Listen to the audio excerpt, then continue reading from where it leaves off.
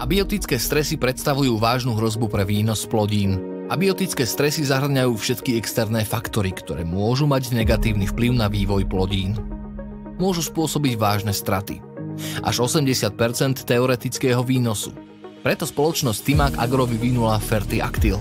Fertiactyl je koreňový biostimulant, vyrobený z unikátnej zmesi surovín, ako sú aktívne huminové látky a minerály, ktoré posilňujú rastlinu v jej počiatočných fázach rastu za účelom zlepšenia odolnosti voči abiotickým stresom.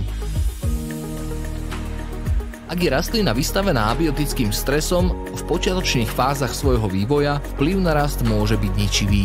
Založenie plodiny a vývoj jej koreňov je kľúčové, pretože mladé rastliny a presádzané plodiny mávajú problémy so získaním dostatočného množstva vody kvôli mladým koreňom. Fertiactyl zlepšuje vývoj koreňov v týchto počiatočných fázach. Budúci výnos je priamo spojený s koreňovým systémom. Fertiactyl pôsobí na koreňový systém zlepšovaním prijímania fosforu, kľúčovej živiny, ktorá zabezpečuje vývoj silných koreňov. Fertiactyl vďaka jedinečnému zloženiu a špecificky vyselektovaným, očisteným a spracovaným huminovým látkam optimalizuje vývoj koreňových vláskov. Sú to práve koreňové vlásky, ktoré zväčšujú plochu koreňov. Výrazne napomáhajú pri prijímaní vody a živín. Ďalším vplyvom abiotických stresov je zníženie fotosyntetickej aktivity.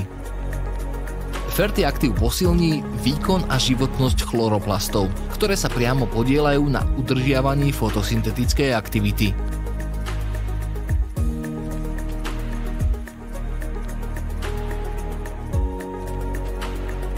Fertiactyl obsahuje prírodné osmoprotektanty, ktoré zachovávajú permeabilitu bunkovej membrány, čo zaručuje osmotický tlak vnútri bunky. Fertiactyl zvýši aj príjem živín z pôdy, čo znamená viac výživy pre rastlinu. Fertiactyl je koreňový biostimulant vyrobený zo špecifických prírodných surovín, ktoré zabezpečujú zlepšený vývoj koreňov, obmedzenie prerušenia rastu, biologickú ochranu pred abiotickým stresom.